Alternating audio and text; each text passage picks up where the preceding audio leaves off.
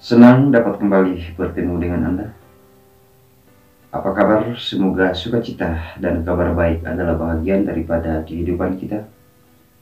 Seiring pergantian kepengurusan pada masing-masing organisasi.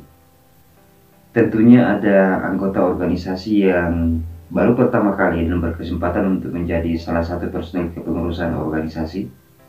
Sehingga ada beberapa hal penting yang harus diperhatikan ketika baru pertama kali dan berkesempatan untuk menjadi salah satu personil kepengurusan organisasi. Tetapi sebelum kita membahas lebih lanjut tentang hal-hal penting yang harus diperhatikan ketika baru berkesempatan dan baru pertama kali menjadi salah satu personil kepengurusan pada masing-masing organisasi tersebut, maka terlebih dahulu perkenankan kami menyampaikan bahwa melalui channel ini telah tersedia kelas untuk sharing lebih lanjut seputaran organisasi. Silakan bergabung dengan menekan tombol gabung dan pilih level kelas sesuai dengan keperluan. Begitupun juga bagi sobat dan teman-teman yang dengan ikhlas dan senang hati untuk memberikan dukungan dan juga support dengan perkembangan dan perluasan channel ini. Silakan tekan tombol ucapan terima kasih dan tinggalkan pesan di kolom komentar sebagai referensi pembuatan video ke depannya.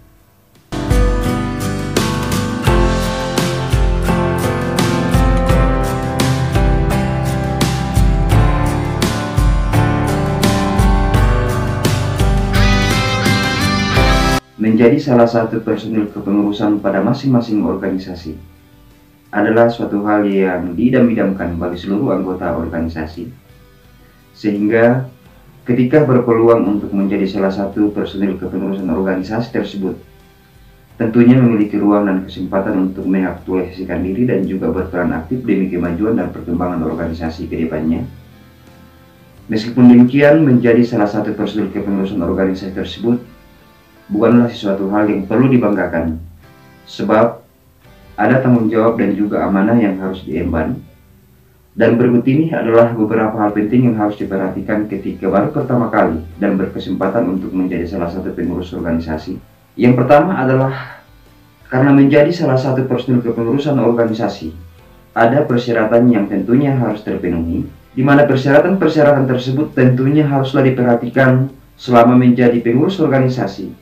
Karena meskipun telah menjadi salah satu personil kepengurusan organisasi, tetapi persyaratan tersebut tidak terpenuhi lagi, maka tentunya ada sanksi organisasi seperti dapat melakukan reshuffle organisasi yang akan memperbaharui kepengurusan organisasi yang tidak lagi memenuhi persyaratan, sehingga sangat disarankan ketika baru pertama kali menjadi salah satu personil kepengurusan organisasi, haruslah mengetahui dan memahami betul tentang anggaran dasar dan anggaran rumah tangga yang berlaku pada masing-masing organisasi, terutama yang mengatur tentang persyaratan dan juga kriteria menjadi salah satu personil kepengurusan organisasi.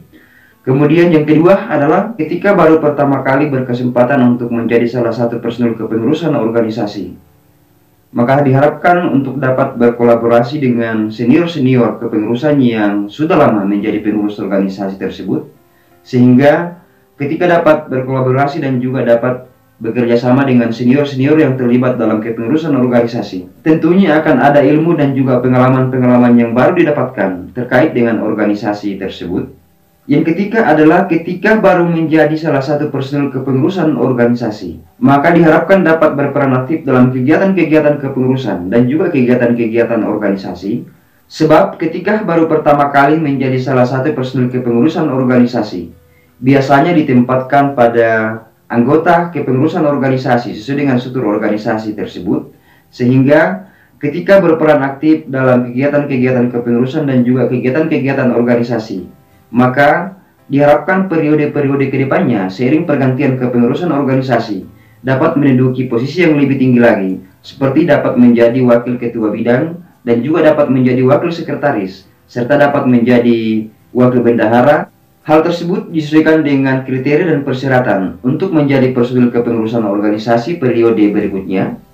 Yang keempat adalah ketika menjadi salah satu personil kepengurusan organisasi, selain aktif mengikuti kegiatan-kegiatan kepengurusan dan juga aktif mengikuti kegiatan-kegiatan organisasi, maka tentunya juga diharapkan untuk dapat mengikuti kegiatan-kegiatan di luar organisasi, terutama yang berorientasi kepada pengembangan skill dan pengetahuan yang dimiliki, sehingga selain pengalaman-pengalaman yang diperoleh dari lingkup internal organisasi, diharapkan juga dapat memperoleh wawasan dan juga skill di luar lingkungan organisasi ataukah eksternal organisasi, Yang terakhir, yang kelima adalah ketika baru pertama kali menjadi salah satu personil kepengurusan, maka penting diketahui bahwa untuk berorganisasi tentunya dapat disesuaikan dengan kegiatan-kegiatan akademik, sehingga ketika baru pertama kali menjadi salah satu pengurus organisasi tersebut, diharapkan dapat menyeimbangkan antara kegiatan-kegiatan organisasi dan kegiatan-kegiatan akademik, sehingga sambil kegiatan-kegiatan akademik berjalan,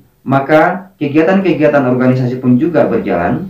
Oleh karena itu dapat kita melihat bahwa ketika baru pertama kali menjadi salah satu prosedur kepengurusan organisasi, maka tentunya haruslah mengetahui tentang anggaran dasar dan anggaran rumah tangga yang mengatur tentang syarat-syarat menjadi salah satu personil kepengurusan dan juga tanggung jawab dan juga kewajiban ketika menjadi salah satu personil kepengurusan tersebut. Sehingga dengan demikian, ketika telah memahami tentang aturan-aturan dasar tentang persyaratan untuk menjadi salah satu personil kepengurusan, tugas dan tanggung jawab serta kewajiban menjadi personil kepengurusan, maka ketika baru pertama kali menjadi pengurus organisasi tersebut, diharapkan dapat menyelesaikan tanggung jawab sebagai pengurus organisasi tersebut selama satu periode kepengurusan atau kepemimpinan. Terlebih ketika baru pertama kali menjadi salah satu pengurus organisasi, diharapkan dapat menyeimbangkan antara kegiatan-kegiatan organisasi dan kegiatan-kegiatan akademik. Semoga bermanfaat, dan perkenankan kami menyampaikan terima kasih kepada sahabat dan teman-teman komunitas tutorial organisasi yang telah mendukung channel ini, sehingga channel tutorial organisasi ini semakin hari semakin tumbuh dan berkembang dan mendekati 9.000 subscriber. Dan bagi sobat dan teman-teman yang baru melihat dan baru berkunjung dan berkerinduan untuk belajar seputaran organisasi, silakan bergabung dengan saya melalui channel tutorial organisasi, dan jangan lupa untuk mengklik dan menonton salah satu video yang akan ditampilkan di akhir video ini. Salam kompak penuh persahabatan dan terima kasih sudah menonton.